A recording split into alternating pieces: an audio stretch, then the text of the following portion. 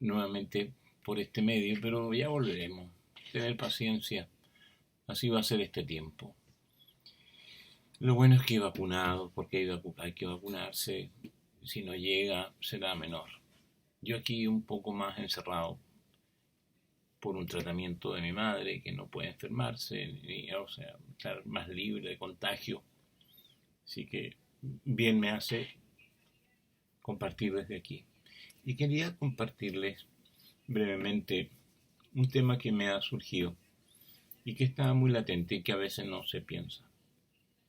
Se habla, quiero hablarles de la, llamémosle al título de esta meditación, prevenir o la prevención del narcisismo espiritual. Hay un narcisismo psicológico y hay un narcisismo cultural,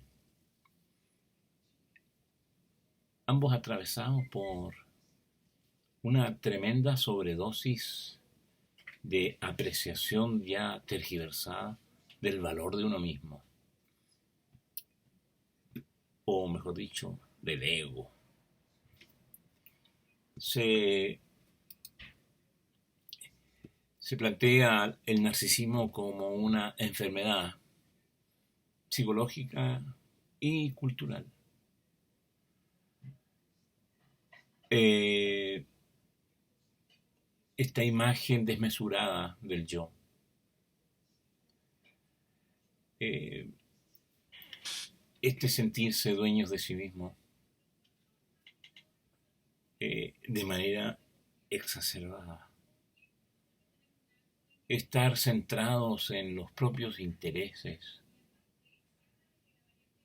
donde los verdaderos valores del ser humano, del yo, en el buen sentido de la palabra, están ausentes.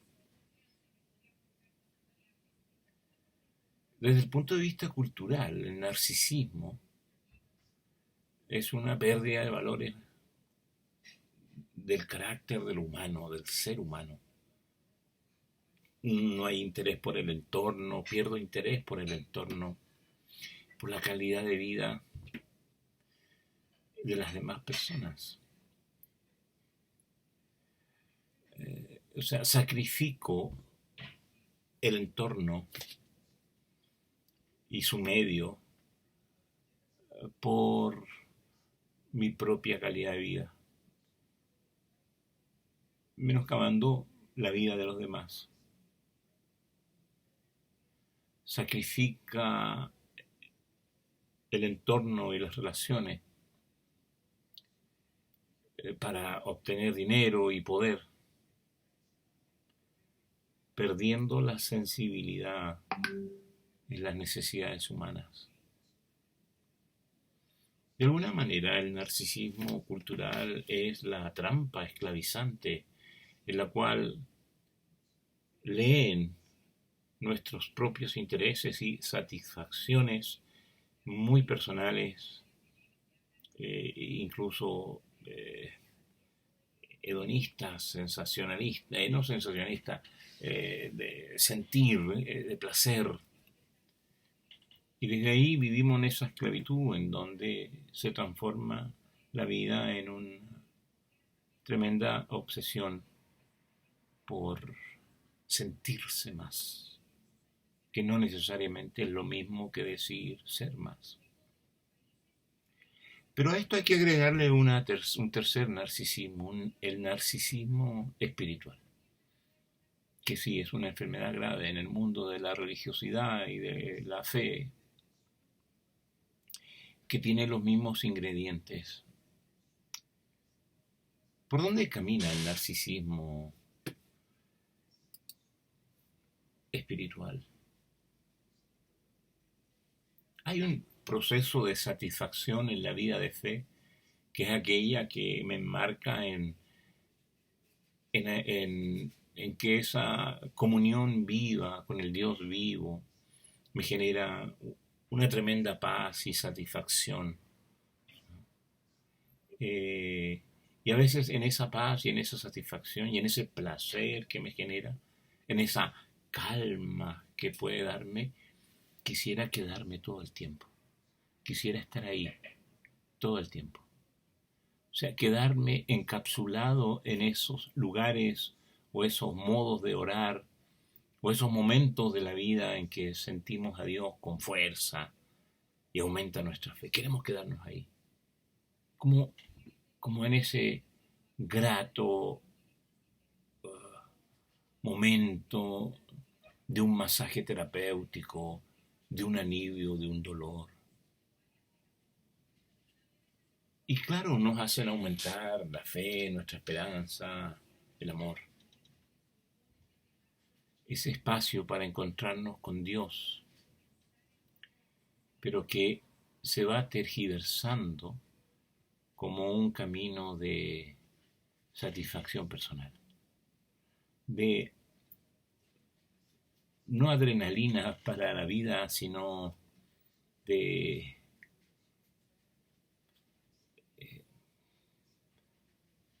no sé cómo llamarlo médicamente, pero analgésico, para pretender que aquellos momentos se pueden eternizar. El narcisismo espiritual nos hace entrar en un dualismo, el dualismo de pensar que esos momentos son los más importantes y cuando no estamos en esos momentos, lo demás es casi como una cosa bipolar en la dinámica de fe o no fe. Intensidad de la fe, disminución total de ella en lo cotidiano, en enfrentar el duro sol de estos tiempos y ponerse la mascarilla para no contagiarnos. En esa dinámica, el narcisismo espiritual nos quiere dejar ahí y nos quiere romper entrar en una dualidad de que uno es ese momento intenso en el cual quiero estar y otro fuera de ahí, tristemente, así se lee, aquellos espacios en donde no estoy ahí.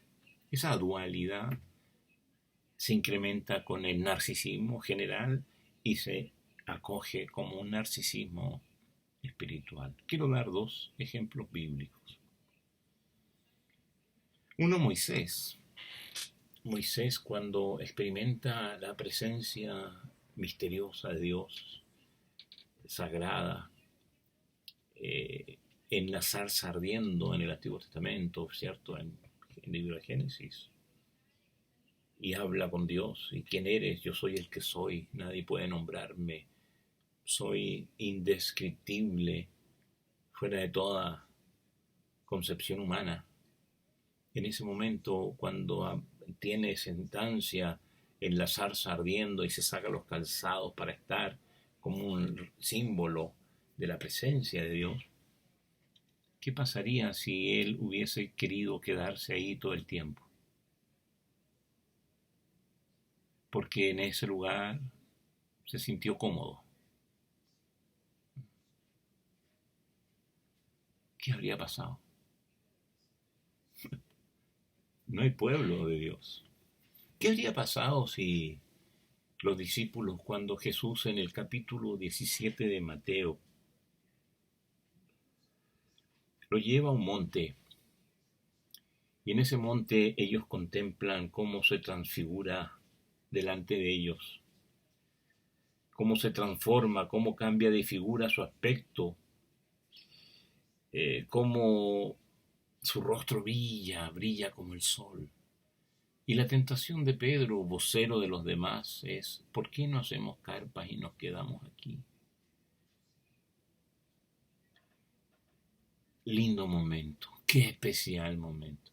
¿O no les pasa lo mismo cuando íbamos a grandes retiros o momentos de retiro y ojalá no se acabe la magia, ese encanto de haber estado reforzando la fe con todas las experiencias de comunidad que se generan en un retiro? Pues no, quedarse ahí es dar lugar al narcisismo espiritual. Quedarse en ese espacio, ver esos espacios como espacios de comodidad,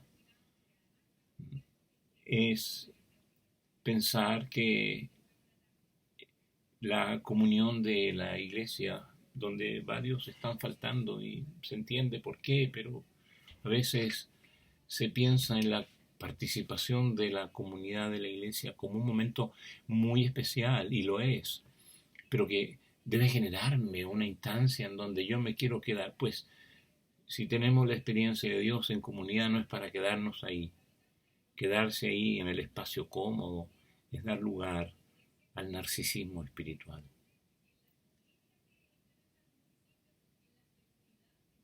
¿Se imaginan que una pareja reduce su relación solo a los primeros momentos de su noviazgo o de su emparejarse? Esos primeros momentos idílicos, maravillosos, y quieren quedarse ahí y se estancan ahí. No crecen, no prosperan, no avanzan. Pues esta enfermedad del narcisismo espiritual es muy común hoy en día en muchas comunidades y en muchos cristianos, como todos nosotros. ¿Será porque el consumismo nos contaminó? Entonces, lo que tiene que ver con lo sagrado y con Dios es un lugar donde sentirnos bien, donde podamos coleccionar experiencias súper bacanes.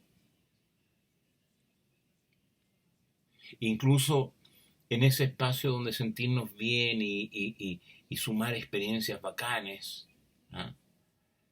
Creernos mejores personas que los demás, porque somos su pueblo y Él nos hace cariño y el resto está afuera. Entonces, de alguna forma, la búsqueda de la espiritualidad y de la comunidad es como ir a un spa, eh, o, o irse de vacaciones a un lugar paradisiaco.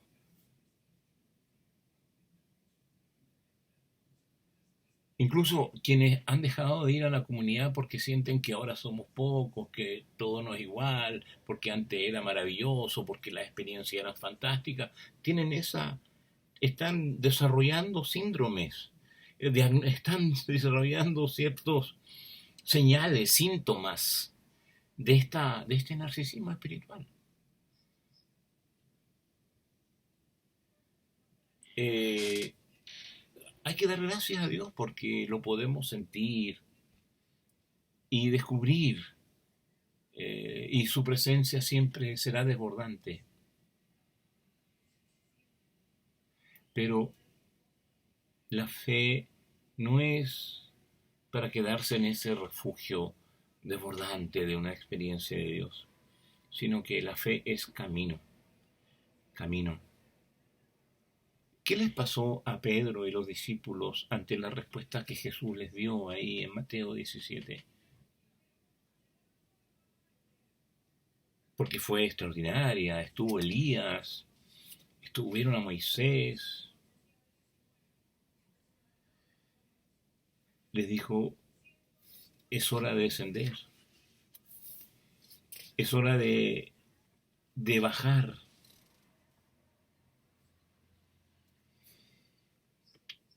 Es hora de, incluso cuando ven la nube que cubre y dice, este es mi hijo amado en quien me complazco, y tuvieron miedo reverente, pero, pero Jesús va y los toca. Y dice, no, levántese, no tengan miedo, tan desbordante esa experiencia.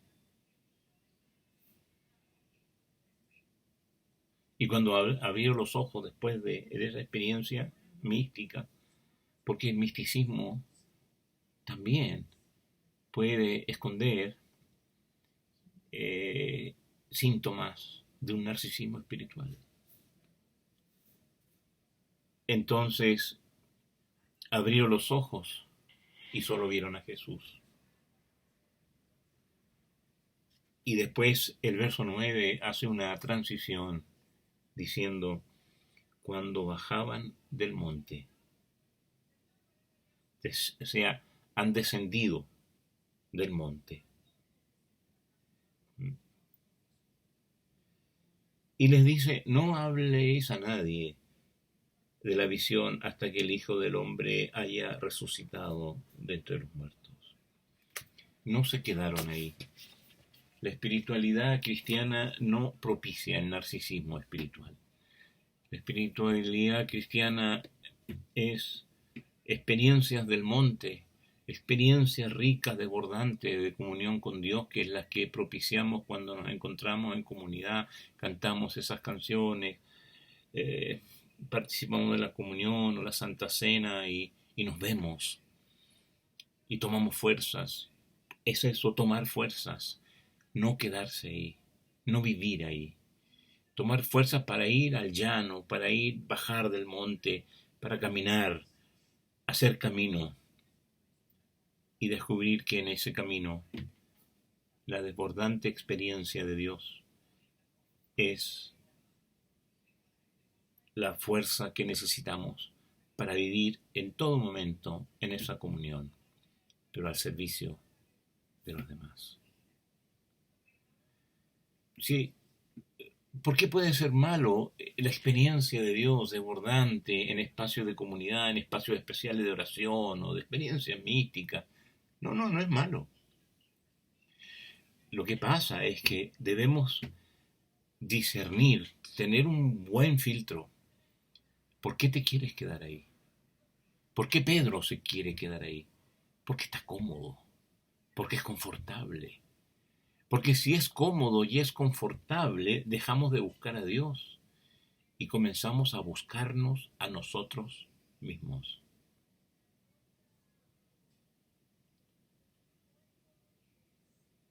No vamos a crecer en la fe, ni vamos a descubrir el sueño que Dios tiene para cada uno de nosotros en una cómoda, dulce y placentera generación de espacios de oración y de experiencia de Dios.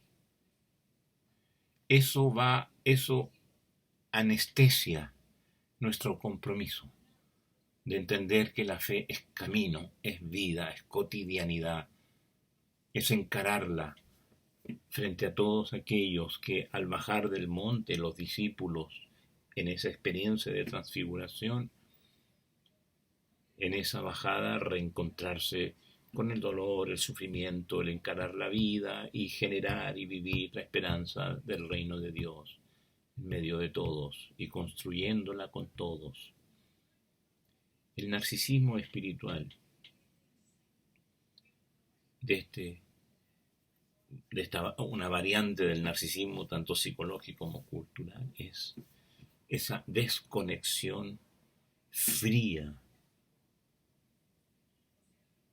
desinteresada, desamor en realidad frente a la vida de los demás, pensando que la vida que debo vivir en la fe que tengo es para mí, solo mía, y crecer para mí y para adentro, y disfrutar esos espacios para mí y para adentro, desconectándome del mundo, del llano, del sufrimiento, del camino hacia la cruz. Podemos evitar, podemos obviar, podemos sanarnos del narcisismo espiritual, precisamente entendiendo el Evangelio como la fe en camino de la vida, y entendiendo nuestros encuentros necesarios para fortalecernos y volver a salir, a desplegarnos, y no quedarnos pegados en el confort, la comodidad, en lo agradable. No habría habido historia de fe ni de salvación si Moisés se queda en la comodidad al lado de la zarza ardiendo. Ni menos redención, ni evangelio, si los discípulos no tienen que contar después de la resurrección esa experiencia que tuvieron y se hubiesen quedado ahí. Los tiempos hermosos que nos regala Dios es para que sepamos que toda la vida es hermosa, que sepamos ver con los lentes de la fe todos los momentos de la vida y desconectarnos de esa vida orientada hacia el confort, la comodidad, el bienestar personal. Hay que satisfacer el yo en el principio del gran mandamiento. Amate a ti mismo, bajo el marco de amar a Dios y amar al prójimo. Nunca al revés. Dios nos libre del narcisismo espiritual. Dios nos libre de ser una comunidad que vive para autoalimentarse, vive para generar momentos cool, bacanes, y no para generar momentos de crecimiento y de encuentro con Dios, para fortalecer la vida en el llano, en el camino, en la conducción de lo cotidiano, día a día. Ahí se vive la presencia de Dios, desde esos regalos especiales que Dios nos da también.